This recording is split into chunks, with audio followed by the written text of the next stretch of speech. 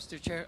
May I have at least two questions that I'd like to ask, just for a clarification, Mr. Chair, and confirmation, Mr. Chair. You have 10 minutes. Yeah, Mr. Chair, I was listening to the exchanges between Chairman Acop, Romeo Ancop, and the former president, and I thank the former president again for responding to the questions of Congressman Acop candidly and honestly, and for being straightforward. I also pick up one of the questions from Chairman Acop when he asked the former president was he's willing to sign any waiver, and straight away the president gave an answer, affirmative answer. Bangko, sir? Yes, the Yeah. waiver. Yes. So I'd like to ask again, Mr. Chair, for fairness sake, no, to the former president. Did I hear it correctly? Hindi, ganito lang, sir. Give me one purpose. Isa lang. Bakit i-produce ko i-produce ko? Ang problema, yung bank account hindi yung akin lang, yan pati sa asawa ko. So, I cannot waive her right to secrecy. Ako wala akong problema. But the problem is, joint account yan eh. So, I have to ask my wife to appear here and to ask her if she is ready to waive the bank secrecy law. So is it, yeah, okay, thank you very much for that, Mr. President, for clarifying. So is it now the understanding of the committee when the former president was asked by Chairman Acop that would the president be willing to sign any waiver, would that be safe to assume, Mr. Chair, that would be conditional? Or because I presume when the former president right away answered the question of Congressman Acop, I presume that it was actually in affirmative and it was actually in all candidness, all honesty. I'm sorry? The problem is, what is the purpose of this investigation? Am I under the investigation? Bakit ako mag-produce maghingi kayo ng bank accounts ko? Yes, Mr. Chair, I was just merely requesting. What is my purpose here?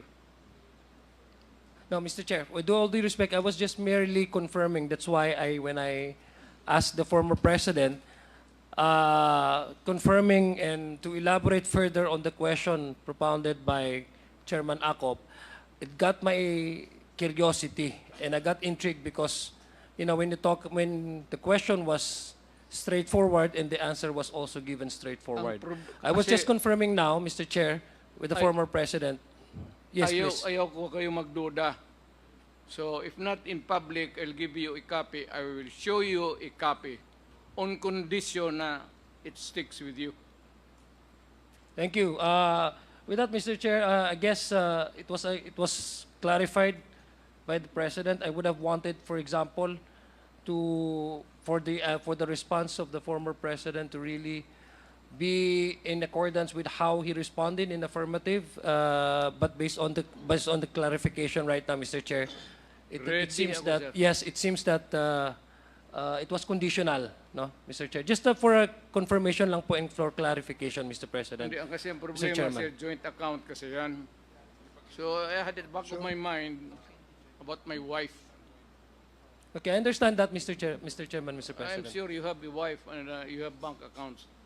Yes, I have a lovely wife, Walang yes, Mr. solo President. dito na may bank account tayo. It's always, pagka may asawa ka, joint talaga yan. That is the Filipino way of doing it. Thank you, Mr. President, Thank you. for your straightforward answers.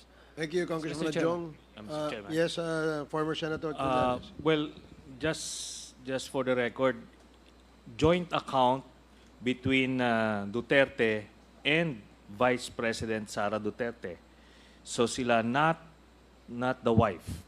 Yun po ang dun sa nakuha natin. And just like what I anticipated earlier, Mr. Chairman, na yung pagsasabi niya na he's willing to sign a waiver, it's the same thing. It's always a bluff. Ngayon, yung sasabihin niya, sasampalin daw ako, pipirma siya ng waiver, sige po, pwede, papayag ako, sampalin niyo ako, pero pirma muna kayo sa waiver. Hindi pa Mr. rin, Chair, so it's a Mr. bluff. Chair, Point of order.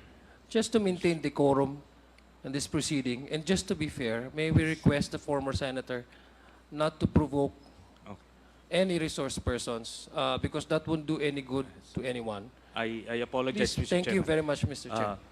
Okay. Mr. Chairman, ipakita ko lang yung video noong 2016 na ginawa namin na inadmit niya na yung ownership of those accounts, Mr. Chairman. May mga dates po yan. Gano'ng katagal itong Mga 1 minute. Make sure it's short kasi... It's even shorter. Okay. Mabilis lang. Sige, Yes. technical, Comsec.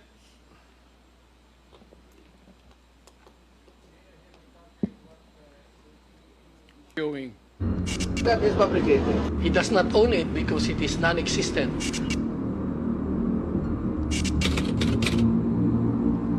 Little less than 200 million. Anak lang rin ako ng mahirap.